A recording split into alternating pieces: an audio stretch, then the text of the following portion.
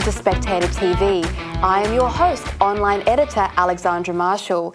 It is the final show of the year and we have picked a full lineup of your favourite guests. So we're going to get straight into the conversation here with Specky fan favourite, political scientist and, well, now a former foreign correspondent who has returned from his European travels. I speak, of course, of Michael de Percy. Michael, welcome to the final show of the year. Great to be back, Alexandra. Well, while our political system has settled down for a month of sun, beaches and festive partying, the cold seems to have been sending Europe a little bit crazy. France in particular has gotten itself into a right old mess. The struggle between left and right, liberty and bureaucracy has been playing out in Paris. As usual, the pro-liberty left are the ones fighting against liberty. Jonathan Miller, writing in The Spectator, said that President Emmanuel Macron once compared himself to Jupiter. Now he resembles Ozymandias. Now we have Marine Le Pen coming out. She's residing over the collapse of Michael Barnier's French government. She said, and I quote, "I'm not calling for Emmanuel Macron's resignation, but it was kind of a comment made with a bit of a wink and a nod." Michael, your take on this French kind of disaster going on? I think it's representative of what I saw in my travels through the Iberian Peninsula. There's obviously polarised, but I think people are starting to get a bit sick of the cost of all this woke policy, and I suspect that that's a bit of what's happened in France. But look, can I just say that the biggest problem in France is previously a presidential term was 7 years. I mean, 7 years, that's how long it takes a child to reach the age of reason. And, you know, for a president, I think it's how long it takes for them to really mess things up. It was changed by referendum to 5 years with a maximum of 2 5-year terms now. And even 5 years, I think, is too long. I think these presidential limits are a good thing, particularly for presidential systems, unlike our Westminster system, which has other checks and balances. So, you know, our Governor-General doesn't necessarily get out of hand too often. But I think that's the biggest problem, is that Macron's been in power for so long and the wheels are really starting to fall off. And we can see that reflected in the way that Le Pen is really starting to gain some momentum just through perseverance, I think. Well, they're calling it her last chance because, of course, they're trying to jail her at the same time, which is not great. But you describe an interesting problem here where you've got to balance the stability of a longer reign with the flexibility and the rejuvenation of the election terms to make sure that you don't end up with a dictatorship, which is just as bad because problems tend to get worse over time, as we're seeing. I mean, I know the UK people are freaking out because it's only been, a year of Keir Starmer, and things aren't looking good over there, are they, Michael? No, not at all. I'm just so glad I don't live in the UK. Yeah, all of our UK writers they don't know what to do. I mean, a petition's not going to cut it for them. But before we leave France, they did have a good news story, which I thought we'd throw in here for the end of the year. The burning down of France's historic Notre Dame Cathedral was one of the worst blows to Western civilization in a long time. The collapse of the spire and the transition of an ancient historic craftsmanship to rubble and smoke, it tore a hole in the heart of not only France but the world. And for a while, Michael, those disgusting woke morons thought they could get their paws all over the historic building and reimagine its restoration. At the time, French Prime Minister Philippe launched a competition to restore Notre Dame to bear the mark of our time, forcing the French National Assembly to pass a law to ensure that restoration work would actually be a restoration. Now, a few weeks ago, it was reopened, the bells rang. Is this a step forward finally? I really think so, and I'm really pleased that they were able to restore it and to save what is really one of the sort of wonders of the modern world, or, compared to the ancient world. And look, I went to several churches and even church services when we were in Portugal and Spain. And probably the most interesting was Sagrada Familia, which has been under construction for well over 100 years now. And it's interesting how it has morphed and changed with time. Whereas Notre Dame, I'm very fortunate to have been and climbed the tower there at Notre Dame, much like some of the places I've been to in the Middle East that ISIS has since destroyed. And it really is a tragedy when we lose such important cultural icons. And, obviously Victor Hugo and the whole sort of story there, it really is a part in Western literature as well. So it's much more than just about France. I think it carries weight with most of us in terms of that cultural symbolism. But we have to remember, it is essentially a place of worship, and it needs to be respected for that. So rather than letting the wokerati get their hands on it and, turn religion into some sort of theme park, I'm really pleased that they've been able to restore it. And I understand Donald Trump's going to visit the opening as well, which is great. Well, one of the things that these buildings represent is they offer living people a chance to touch the past, because obviously people made these things. And so when you interact with them, you are interacting directly with your ancestors. And that's why when you lose them, it's so terrible. And I mean, I know it's been rebuilt. I know it looks the same, but it's not quite the same. But at least we can look at it and remember what was.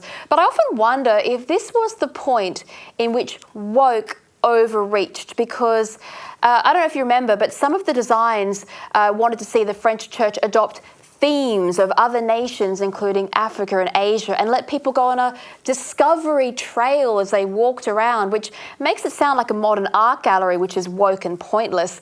A religious Disneyland, I think they called it, with an environmental lecture on the side. Now, the Director General of Notre Dame Foundation wanted to provide the keys to half the planet that doesn't know what a cathedral is. Is it time to reassert our culture, Michael, so that other people can enjoy it?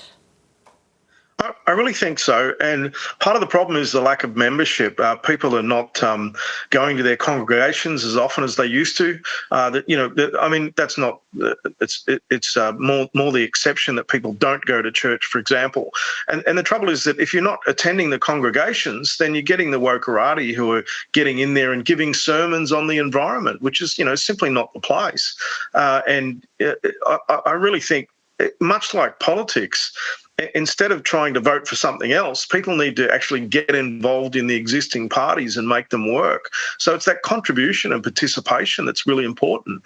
And the interesting thing for me is I'm actually starting to see people return to the fold, and a lot of it is because they're just getting sick of the nonsense that's going on. I mean, it's just such nonsense, it beggars belief. And can I just say, I don't like admitting this, but I actually ate some vegan food while I was overseas, and it's all filler. Like, there's nothing there. It's just nonsense. It's made up nonsense. And if you'd rather be a vegetarian, at least you're eating something that's natural. But this, what I'm finding is that this whole sort of woke experience and the woke agenda, it's all fake. It's just fakeness. And so, trying to have this fake Disney-like experience at a cathedral is nonsense. I totally agree with you. And look, we're just going to change topics here, because there was some bizarre stuff happened in the last 24 hours. South Korea, what should we call it? They had a moment. A couple of days ago, not far off midnight, the president imposed martial law and then revoked it 6 hours later. I imagine a lot of people actually slept through it. What's going on with South Korea? They're meant to be the calm, sensible one. Look, I'm still trying to catch up on this. I'm on a social network through one of the Korean social networks with a whole bunch of ex-US and ex-Korean and serving Korean army officers, and that chat's really going off at the moment. But the key theme, it seems to be, and this is from the Korea Times as well, I've had a look at a couple of the reports there, but basically they're saying that the opposition was starting to in the president's view, become an anti-state force, and so he somehow called the called martial law, and all of the lawyers are saying this is complete nonsense. It wasn't done correctly. It couldn't have been done. There was no real justification for it. But look, the key theme I'm hearing from my colleagues in Korea is that it was bizarre and embarrassing, and that seems to be the key thing. For whatever reason, this was complete overreach, and you have to remember too that Korea has a long history of authoritarian overreach. Its democracy has been hard won, and it's constantly being hard won.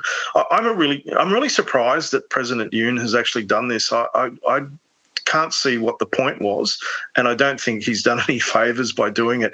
But again, it seems to be a global trend emerging around this sort of creeping authoritarianism that we really need to be awake to. I think you've given the best explanation so far, because nobody knows what happened. They're basically like, guys, it's nearly Christmas. Just calm down. Go on holiday like everybody else has done. That's why we send our politicians away from Parliament, to give the rest of us a break to just breathe and enjoy the festive season.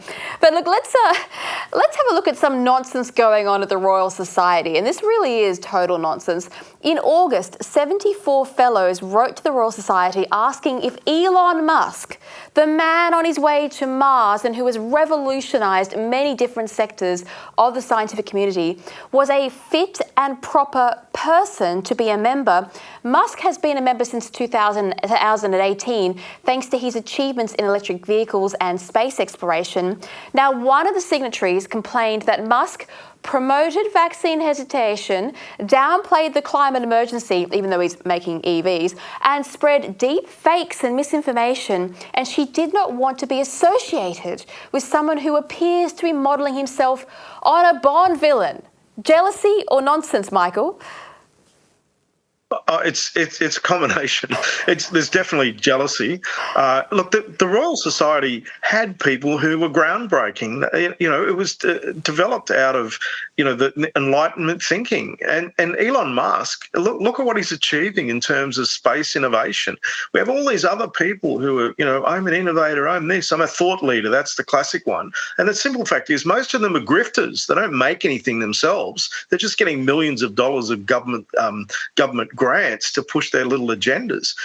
Musk is going to get us to Mars.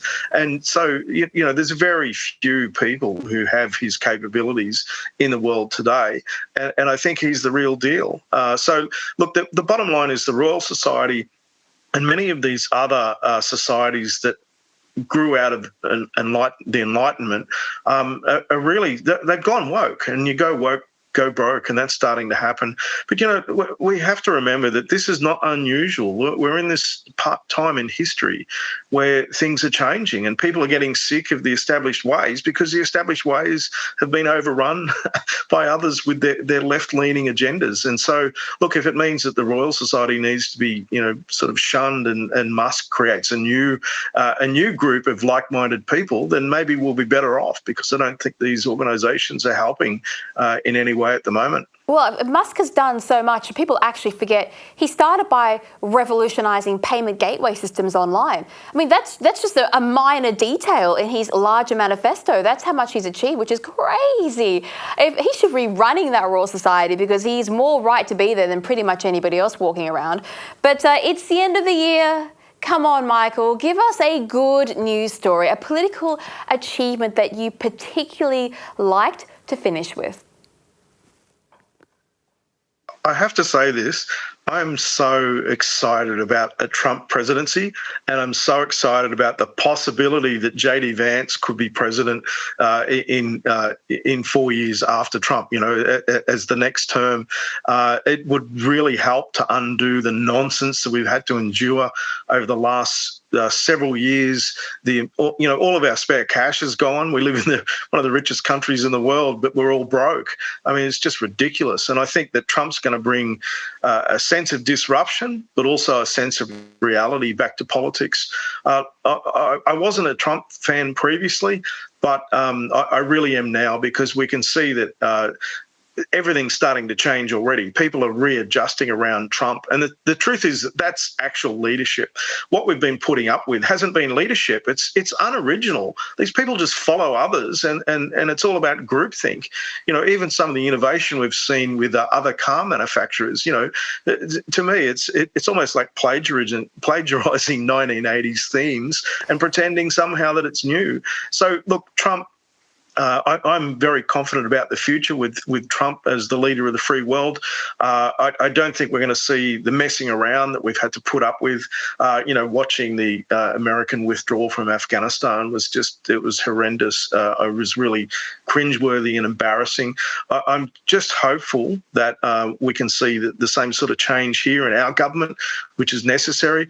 And if anything, I'm really grateful that we only have 3-year terms. I mean, can you imagine if this government had 5-year terms like they have in the UK? I don't think we could afford it. So, look, for me, that Trump winning and winning substantially across every measure of winning the US election, I think that's the best news that I've had in a very long time politically. Well, I mean, the Ministry of Truth and the E-Safety Commission are basically interchangeable. So if Orwell was still alive, he'd be sending them a letter looking for some copyright money there. But look, that is all we've got time for. Thank you so much for joining us here today on Spectator TV. Great to be back. Merry Christmas, everyone. We can say that, can't we? Oh, a Merry Christmas and a Happy New Year to you, Michael. Absolutely. Thanks so much, and see you next year. It would not be a final Christmas show of the year without bringing Julie Sladden on to cause some trouble. Julie, welcome to the show. Hi, Alexandra. It's great to be back, and I see we're both looking a bit festive today. I love your halo, and I am aware that I am jingling and I have bells, and I don't care. We're going to have a bit of fun today, but we really have to start with the trending news story. Coles, that supermarket giant, which always seems to find a way to annoy its customers at least once a year, has hopped on board the climate change for cows trend. They put up a series of tweets saying that they are expanding their use of methane-reducing feed, calling it Coles' finest carbon-neutral beef. It is a promotion of the wildly controversial Bovia, which is causing a storm of controversy in the UK. Julie, first thoughts on messing around with the stomachs of cattle to pursue some random climate change goal? Well, I've got to say, this is just another example of trumped-up virtue signalling, if you ask for my personal opinion. The first statement that Coles actually put out was in November 2023, and then there was like radio silence for an entire year until it kind of hit the headlines in the EU, and they were boasting that 3 of their Coles' finest carbon neutral beef supplies were using Bovia. And I thought, what the heck is Bovia? And apparently they've now backed it up with a further statement in December saying it's been extensively researched. Now, whenever I read words like that, I start to worry. With 15 years and approved by food safety regulators, that makes me worry even more. And then you have people like the Meat and Livestock Association saying that we can rest assured that there's nothing wrong going on here. Yeah, it has been a very interesting week as far as Bovia goes, but I think the entire concept of methane inhibitors is slightly concerning. We're using synthetic chemicals in our food again with no long-term safety data. Look, nothing to see here. I am shocked that they didn't promo it with safe and effective. That would have been totally on brand. I mean, it's hilarious because their post has been ratioed to death with 2.8 thousand pretty angry or annoyed comments, and then they started blocking customers who complained about the change, which seems like a pretty bad business decision if you want people to come and buy stuff from you. And following along directly underneath, they had a note that said the price of some products will eventually rise. It seems like this might be the new self-sabotage woke mantra. They remind me of those Hollywood studios who scream that people refuse to go to their films and then they want people to come back. Is this climate wokeism going to be the trend of 2025, do you think? Oh gosh, I hope not, but I'm sure this isn't the last we've seen of it. Look, I think there was one ex-commentator who summed it up perfectly by saying, our cows own 4 private jets, a seaplane and a helicopter. In 2022, they took 392 flights, which was an average of 1 daily, and their investments, including travel yachts and dwellings, is resulting in over 6 million tonnes of carbon dioxide. Oh no, hang on, that was Bill Gates. I've got a solution. We're just going to stick solar panels to the cows and then they will be safe. No one will come after them. But let's talk about Professor at Stanford School of Medicine and the world-renowned champion of scientific freedom, Jay Bhattacharya. In late November, he said that he would be honoured and humbled by Donald Trump for his nomination as the next NIH director. Julie, your thoughts? I am so excited about this nomination. I tell you what, it has been one of the highlights of my year, including Trump winning the election. Full disclosure there. I had the opportunity to meet Jay back in 2022 when he came to Australia, and he is the loveliest man. And, he was ostracised for talking about common sense things like focused protection of the elderly and those people who were actually at risk during the pandemic. And they put together the Great Barrington Declaration, him and Martin Kulldorff and Sunitsa Gupta. They had almost 1 million people sign that, including, 47,000 medical practitioners and 16,000 medical and public health scientists. Obviously, he's a fringe epidemiologist, not talking common sense at all. But I think he represented the actual consensus of opinion. And the fact that, that voice of common sense is now rising to the surface and is being put in such an important position like the director of NIH, I am just so excited and relieved about that. And from what I can tell, I think he is too. Well, there is a revolution in health and science coming, Julie, at least in the US. Have you been surprised how strong the reaction has been from the so-called scientists, but also ordinary left-wing voters who have come out on social media to say things like, how dare you try and ban seed oils? How, high fructose corn syrup is totally the same thing as ordinary sugar. I mean, these are the health nuts who made us wear masks in 40-degree heat to keep us safe. Is it interesting, as a former health professional, to watch this scenario play out? No, I've got to say there's a lot of cognitive dissonance going on on the left and in the woke side at the moment. It doesn't follow through.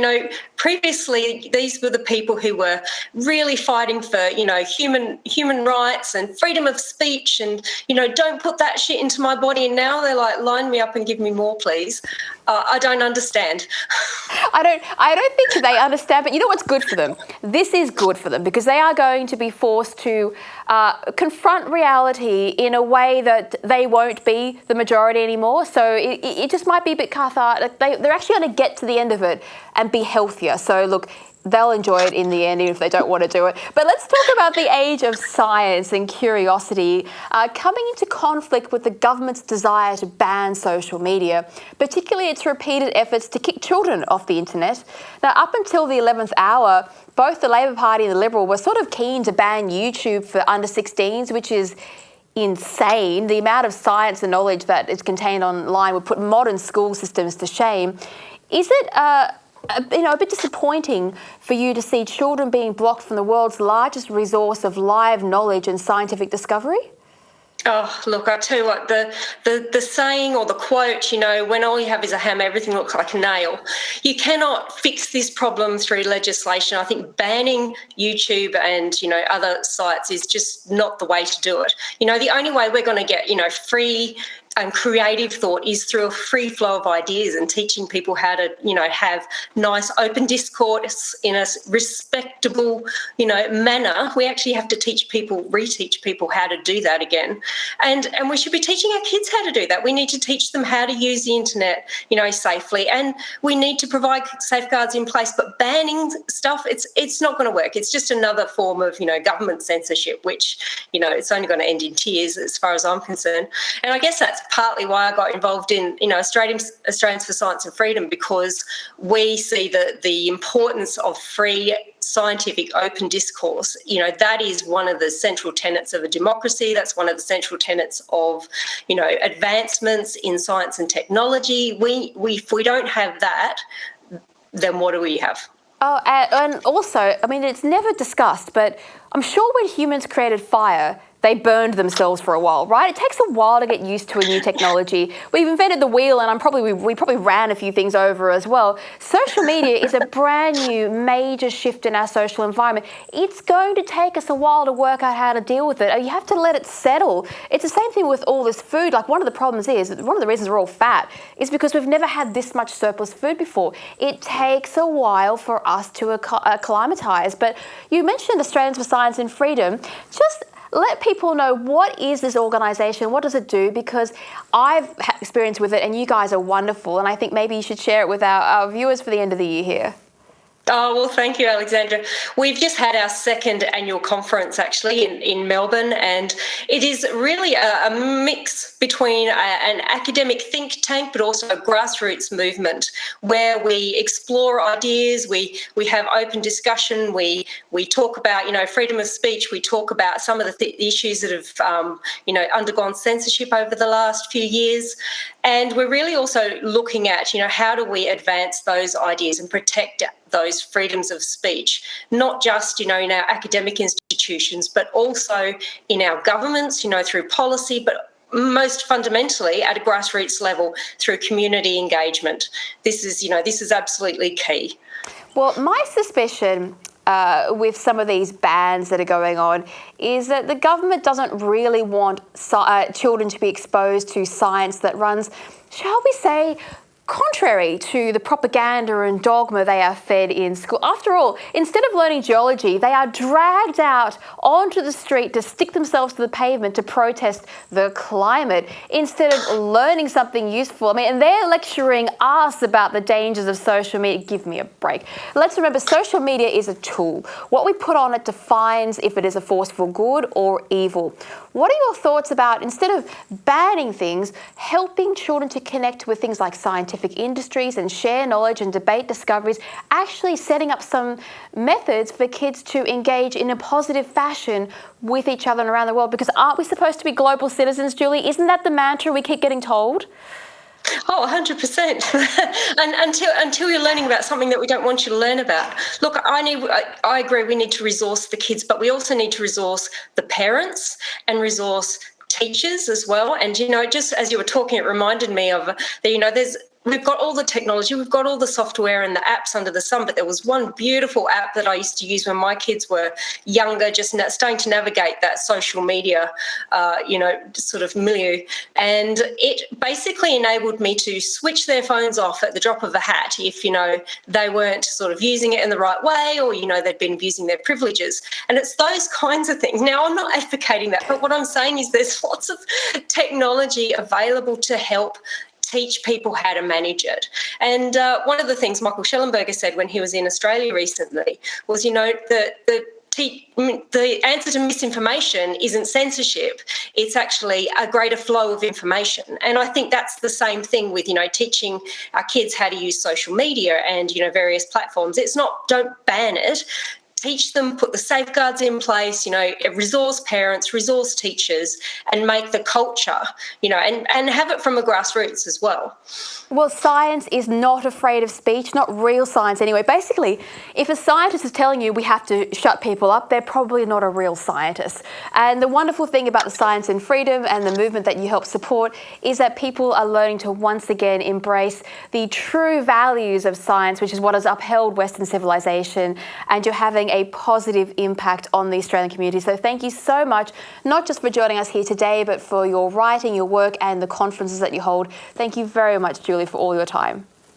Oh, thanks, Alexandra. And if anyone wants to look us up, it's scienceandfreedom.org. You'll find us there, lots of interesting clips and articles. But it's been a pleasure to be here. Thanks for this year, Alexandra. I look forward to more fun next year. And a Merry Christmas and a Happy New Year. And to you. We are joined by Warren Pickering from One Nation in Victoria, a state which has been suffering under two hopeless rulers, Dan Andrews and now Jacinta Allen. Warren, welcome to the show. Thank you very much, Alexandra. I appreciate the opportunity to speak to you in this capacity. Well, look, it's no secret that Victoria is having a rough time and has some serious financial difficulties. I mean, the bill for all those pandemic-era freebies has arrived and people are not particularly impressed. But the one thing that they are not impressed with at all is the management of Victorian infrastructure. I saw one of your videos on Facebook detailing the problems of just the Victoria Metro. Warren, is the Labor Party mishandling these massive infrastructure projects to the detriment of the taxpayer because they use them to win elections? Yeah, absolutely. It's, for want of a better term, they are the most fiscally illiterate government in Victorian history, well, Australian history for that matter. Victoria's got the equivalent debt of Queensland, New South Wales and Tasmania, I believe, combined. So we're estimated, that's also blown out by another $40 billion by 2027. So we're estimated to be paying somewhere in the vicinity of over $209 billion in debt in this state, according to the Parliamentary Budget Office. That's equivalent to $25 million a day just to service the debt alone without paying off, service the principal alone, interest, without paying off any of the principal debt. That's phenomenal that it's been allowed to happen. And when you consider that not one of these big build projects has been completed to date on time or on budget. So, if they continue to escalate the way they are, we're in even more dire straits than what those figures, presume. Well, the size of the black hole under the Victorian State Treasury should mean that these new trains are basically made of solid gold if we're going to get value for money. At least you can melt them down there to pay the debt, but at the moment they're totally useless. But there has been a lot of spending from Victoria, and frankly the Liberal Party down there are promising pretty much more of the same. But the one thing that they aren't doing is any word on these renewables projects, which are rolling out and costing a fortune. They're going to keep costing a fortune. What would One Nation like to see this public money spent on in Victoria? And I'm guessing it's not wind turbines. No, look, so there's a few strategies they could have utilised in the last couple of years to benefit the community better. But in line with that fiscal illiteracy, rather than spending money on regional infrastructure to support the communities out there and support industry out in those regions, freeways and rail lines and things like that, they tipped all this money into the inner city metro rail loop, which benefits only a few inner city professionals. It's of no benefit to the wider economy. And when you talk about where we should be spending money, I think it's more important to consider where we're wasting money. And we know we're wasting a fortune on this net zero, green dream, when the reality is when you consider Loy Yang B in Traralgon, Victoria, or Gippsland, Victoria, it currently produces 30% of Victoria's baseload power needs. There's no reason we can't continue to use it. There's an estimated 500 years worth of resource still in the ground at the current rate of use. But the reality is it's a finite resource and we'll continue to dig it up and sell it overseas, and just like we do with uranium, and sit on our moral high horse and spit vitriol about, look at us, we don't use coal and we don't use nuclear. But the reality is it's blatant hypocrisy. Like, we're stupid for not utilising it. To minimise costs and overheads in both households and business, and then to attract manufacturing back to Victoria. Look, that's the first step, because we have no protections for small businesses in this state. As of last week, we hear that Melbourne or Victoria specifically, is now the least friendly state in Australia to do business in. We had 129,000 businesses close or move interstate in 2023 alone. That's got to change. It's got to stop. We need some protections for small to medium business. That is the backbone of a country's gross domestic product. 60% of Australians work for a small business. Well, that's absolutely appalling. I mean, I used to work in the retail sector, and we had a lot of clients in Victoria, and they were all bar none, wiped out by the pandemic era. Some of them limped along for a few months, even a year afterwards, but eventually those costs that were accumulated during that time brought them under. That you just can't survive. Small businesses and medium businesses were disproportionately affected by the decisions of the then Victorian Dan Andrews government. But look, we know that people are getting poorer. The cost of living has transitioned from a talking point to a daily reality for a growing number of families. Part of this has got to be the rising cost of energy on the back of so-called cheap green renewables, which, by the way, are built with Australian coal over in China. Now, I know that people in Sydney were furious when Premier Chris Minns said, would you mind kind of thinking about turning off your air conditioners in summer?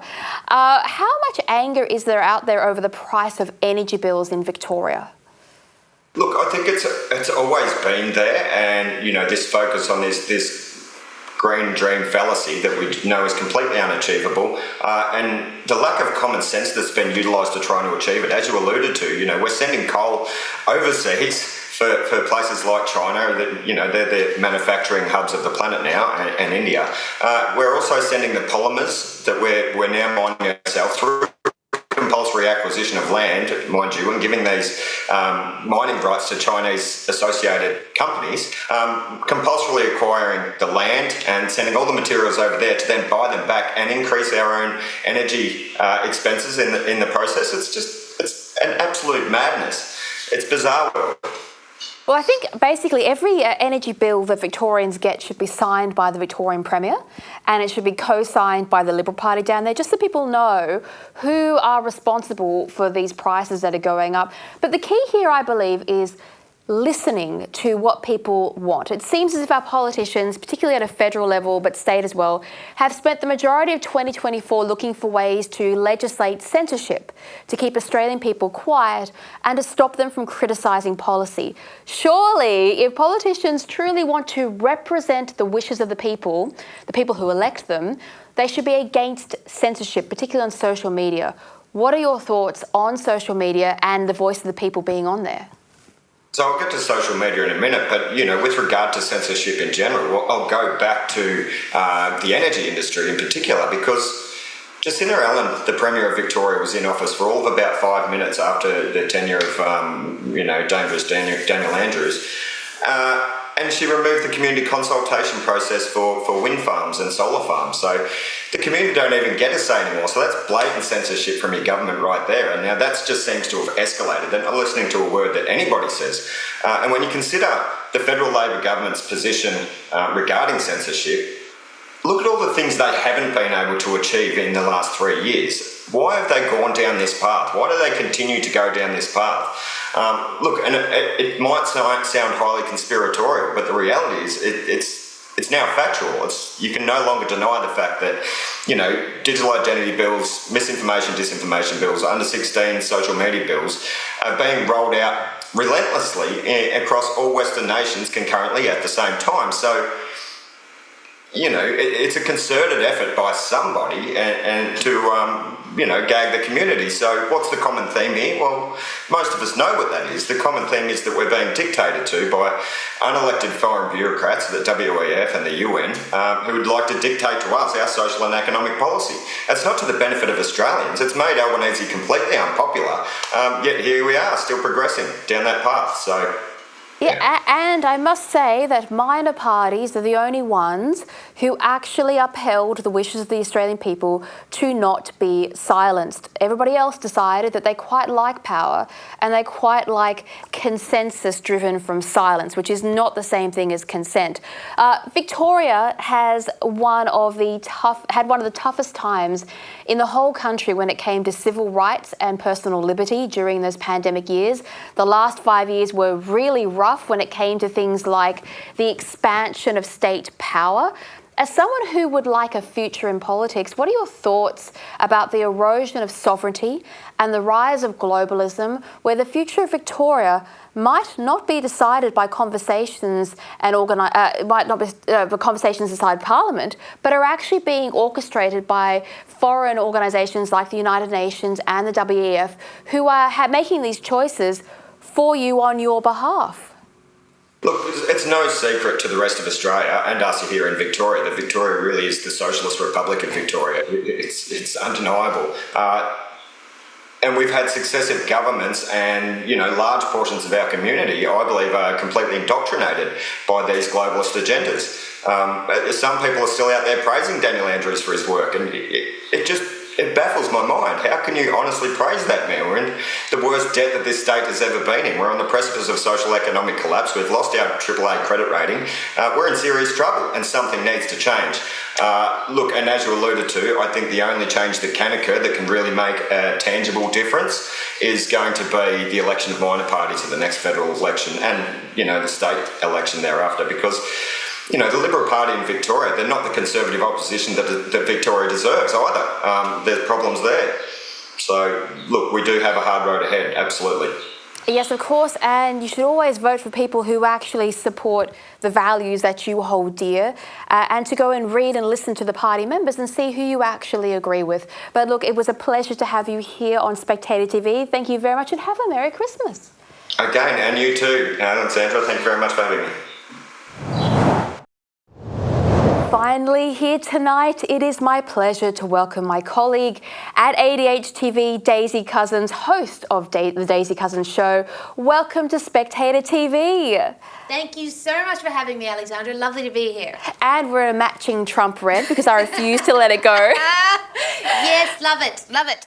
Look, sometimes I feel as if I should call you the Queen of Woke because you've spent at least part of the year delving into the disturbing and alarming world of woke TikTok. Now, we've got a short selection here just to entertain our viewers for a moment.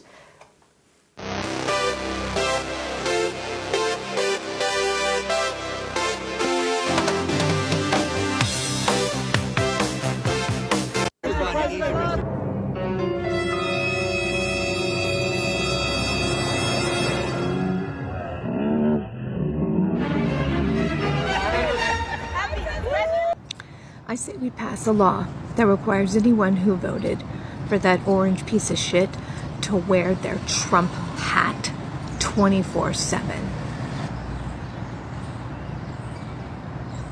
Because conservatives are dangerous. I'm done. I'm done. I'm done. I'm done with you. I'm done with you and your mother and your sister. I'm just done with all of this. They're eating the dogs, they're eating the cats. Eat the cat, eat the cat. They're eating the dogs, they're eating the cats. Eat the cat, eat the cat. They're eating the cats, they're eating the dogs. Eat the cat, eat the cat. Eat the cat. Daisy, I know there's a lot of entertaining TikToks out there. Most of them are barely playable, if we're going to be honest. But is there a feeling that the unhinged woke craze is starting to come to a conclusion as we head into 2025? Oh, look, I feel like they're demoralised, certainly. And not only that, I feel like people are much more willing to push back against woke orthodoxy. And certainly the re-election of President Donald Trump has helped with that, because seeing that quite sweeping mandate was certainly a validation for a lot of people, both in America and internationally, that, hey, actually, you know what? More people agree with them than they actually think. Maybe they're not in a sort of, fringe minority, as the left keeps saying. But even before that, I think with people, the likes of J.K. Rowling, for instance, pushing back so publicly against trans orthodoxy, she really helped shift the conversation. It has been moving over the last few years, but really amped up in the wake of the election. The thing is, though, I don't think we can count woke out. I mean, you have to remember, Alexandra, we know these people they're psychopathic. They are so emotionally attached to their political beliefs to the point where they either think their opposition is so evil that they must be eradicated by any means necessary, or deep down they kind of know they're wrong, but their pride is such that they can't possibly bear to be thought of as wrong, so they need to eliminate their opponents by any means necessary. So while they might be demoralized for the moment, I would be very wary of a woke turnaround in 2025. Well, of course, part of the problem with social media was to do with the idea of these crazy TikToks where people could point at this and go, see, this is why we need to ban social media because all of this stuff is on here. And it's very difficult to explain what went wrong with platforms, particularly like TikTok, but I call it the sequel problem, where, you know, in movies where every sequel has to be bigger and bolder and crazier than the predecessor to get bums on seats. Well, similar problems happen when it comes to platforms like TikTok, chasing clicks and views. They keep radicalizing themselves to be bigger than each single time. And it's been going on for a while, so now they're really crazy.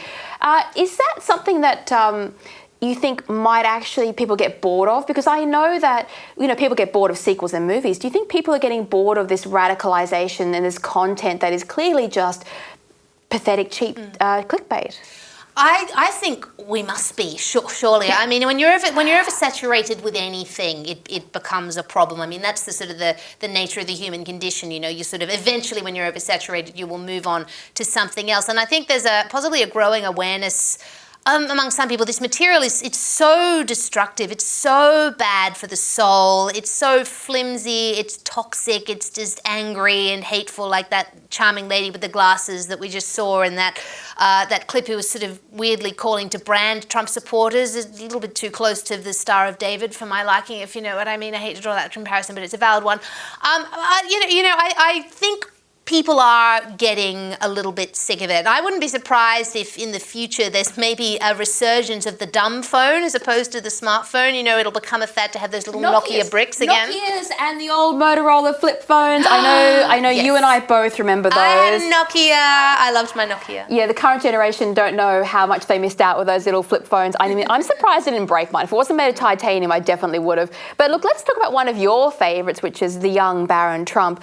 I feel that he might be the future of the youth movement because he seems to be a living, breathing antidote to the insane world of his peers. He's smart, he's good looking, he's polite, he's calm. Do you think the salvation of Western civilization might come from the future of the US political system if we've got people like Barron who are actually leading it? Well, look, Baron Trump is a pretty fabulous kid. I mean, as you said, you know, he's smart, he's telegenic. You know, I'm sure, given his parentage, which is, you know, the charisma and, you know, beautiful bombacity of Donald Trump, and plus the charm and grace of Melania Trump. I mean, the combination of the two, he will have been trained extremely well in social situations, watching his parents. I mean, the kid has everything, and he has a profile. And while, of course, Barron's never been publicly political, which is good. He is only 18 after all. He's only just allowed to vote. I think aside from anything else, given the way the left has persecuted his father over the last 8 or 9 years, I mean, that alone would be enough to send him swinging towards supporting his father and the Make America Great movement and the America First movement. Barron is ideally situated in that case to lead that movement from a youth perspective, particularly since he's at NYU, which is, I'd imagine, so left-wing. But someone like Barron could absolutely cut through all of that with, you know, the talents that he has, and also the parenting and the family support that he has. And look, we've all seen those memes on the internet of, you know, the next president of the United States is Baron Trump. Wouldn't surprise me if in however many years that does in fact happen. Yes, I think people are just waiting for the opportunity to vote for Baron Trump because he's smart, as you say. He's also very presidential. I mean, it doesn't hurt that he's so tall. It's crazy. But look, speaking of US politics, there is something a bit unhinged that has been going on, more so than usual. Now, this is at Capitol Hill in the US, where the LGBTQ whatever activists are occupying women's bathrooms because they're cross that men won't be allowed in them anymore. Here's a quick clip. Our bodies are no debate! Our bodies are no debate! Speaker Johnson, Nancy May! Speaker Johnson, Nancy May! Our bodies are no debate! Our bodies are no debate! Speaker Johnson, Nancy May! Speaker Johnson, Nancy May! Our bodies are no debate! Our bodies are no debate! Speaker Johnson, Nancy May! Speaker Johnson, Nancy May! Our bodies are no debate! Now, there's something you'd never see a woman do, because a woman would never occupy a man's bathroom, protest or otherwise. What is this nonsense? As you say, Alexandra, it's not very ladylike behaviour, and we see that sometimes from trans activists, by which I mean males who claim to identify as women. They go around saying, oh, I'm a woman, but then they behave in a way that's decidedly unladylike. We all remember the excuse me, it's ma'am, clip that went around years ago of a person kicking a sign but claiming to be a woman. There was a person who threatened Nancy Mace put a video of themselves saying they wanted to bash Nancy Mace's face into the floor because of Nancy's stance on trans attendance in bathrooms. So there is that, but like I always think these people, Alexandra, do not realize how privileged they are. If your biggest problem in life, the hill you want to die on, is literally not being allowed in the women's toilets on the Capitol Hill when you're not even a member of Congress.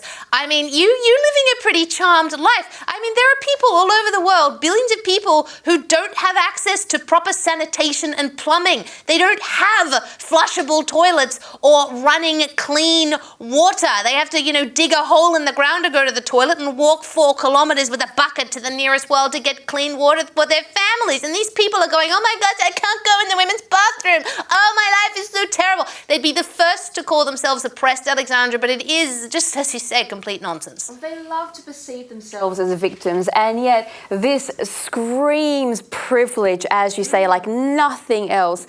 But look, I want to, because it's the final show and this is the final question of the year, I wonder, did you have a favourite news story, a positive one, if you can manage it, that really sums up some of the great wins that we've actually had, because it hasn't been brilliant the whole time? Oh, Alexandra, I mean, I think you know what I'm going to say here, and it's expected and cliched, but I have to say it. My favourite news story of the whole year, my favourite positive news story is, of course, the re-election of President Donald J. Trump. That was, remember the 5th of November, certainly, but instead of for the gunpowder treason and plot, it was for the political comeback of the ages. I know, Alexandra, you're not religious. I am religious, and I know people here watching, some aren't and some would be, but I truly believe Donald Trump was saved by God. And there are a lot of people look at those American commentators, they'll say the same thing. When that person tried to shoot him and clipped him in the ear, I reckon that was God saying, no, your time is not now because I have further use for you. It was quite